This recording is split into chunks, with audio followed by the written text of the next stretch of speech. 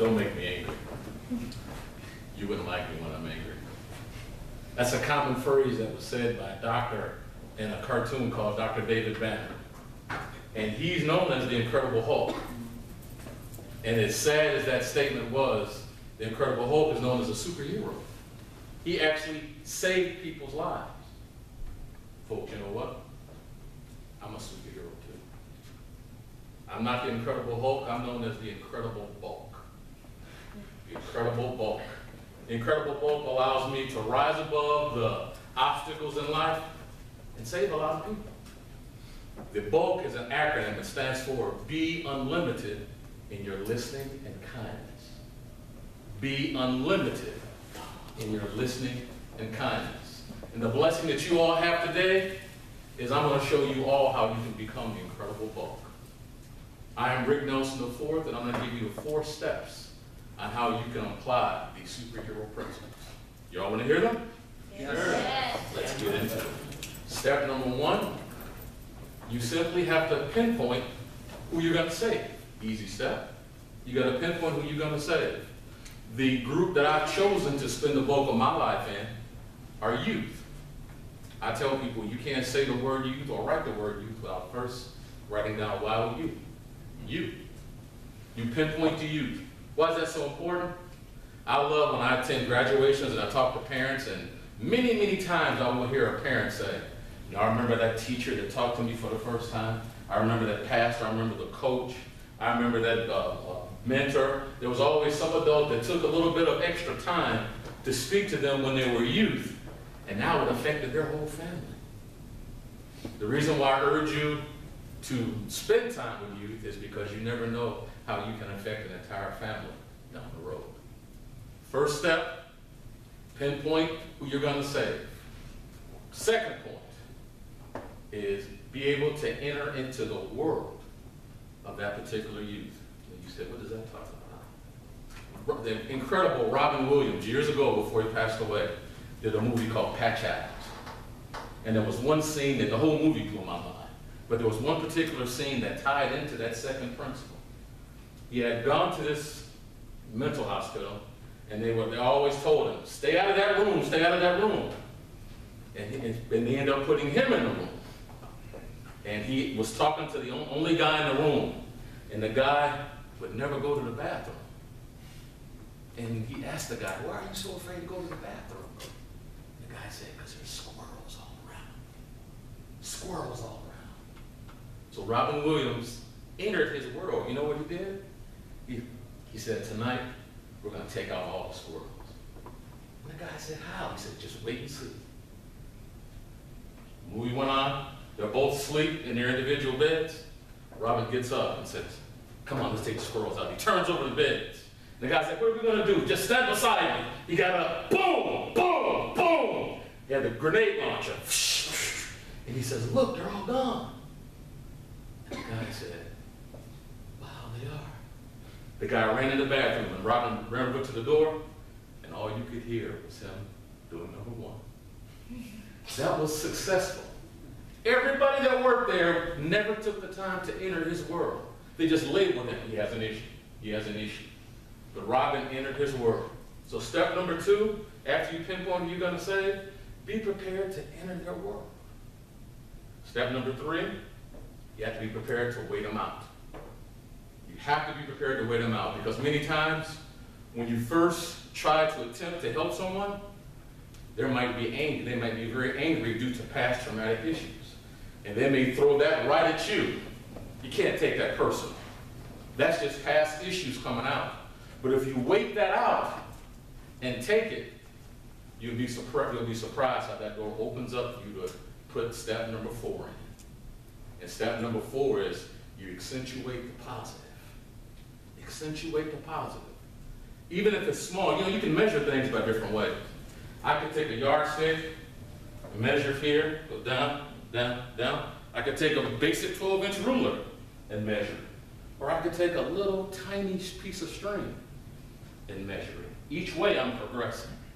And when it comes to working with difficult people or someone that you're trying to save or get them where they need to be, you got to use a variety of measures. If they just have one good day without cursing you out, that's a good thing.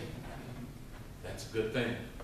Now I want to share with you a practical story of where I chose to spend some time in saving youth and how it came out. Years ago, I worked in the foster care industry, and there was one particular youth that was very unquiet. Very, very unquiet. He had issues with the teachers, he had issues with the youth care workers, he had issues with management. And they kept brushing him off to the side. I found out what dorm he was going to be in. I said, I'm going to stay here tonight. And I went in, I sat down like I was doing his intake package. And there was usually a standard set of questions that the kids didn't want to spend any time on. But I said, listen, what do you like to eat? He looked at me. His first word was, F you. And of course, the average person would go, oh, this is it, he's no good. We weren't working with traditional youth. This is what you should expect. So what did I say to him? Did I say F you back? No, I said, that's virtually impossible. And he looked, he wasn't expecting that. Then he said, why are you talking to me? I said, he said, you don't care about me.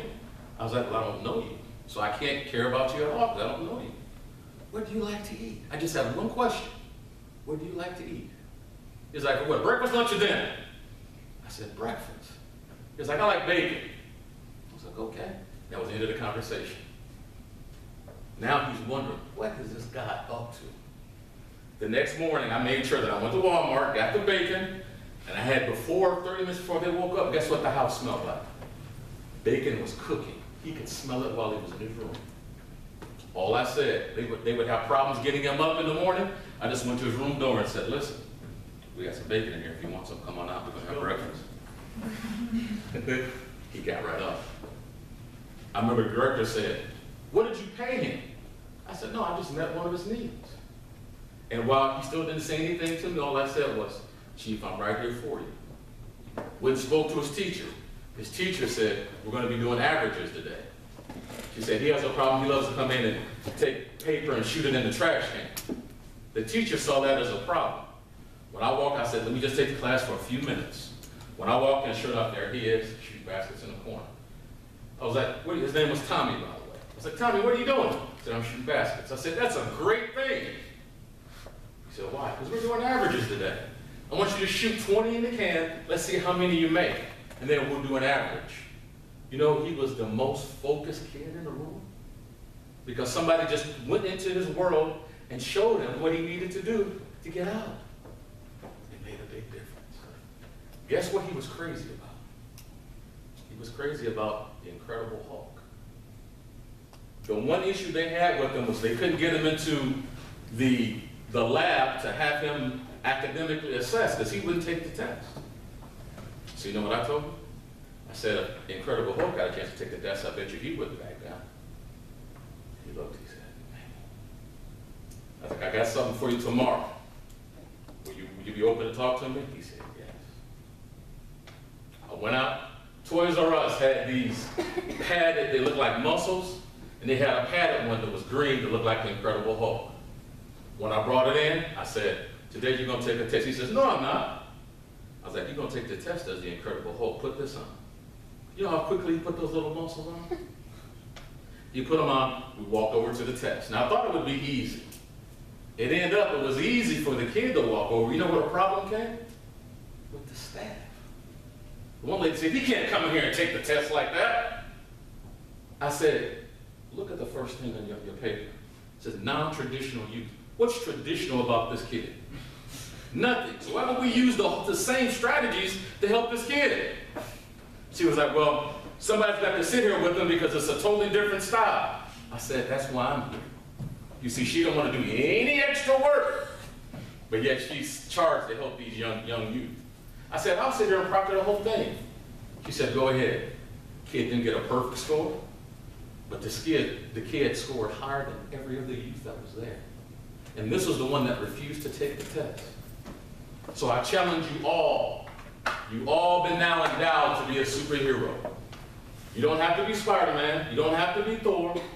But you can be the Incredible Hulk. Thank you.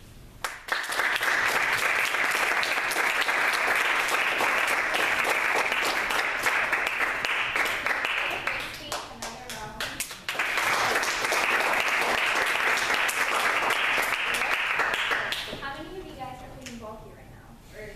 parish.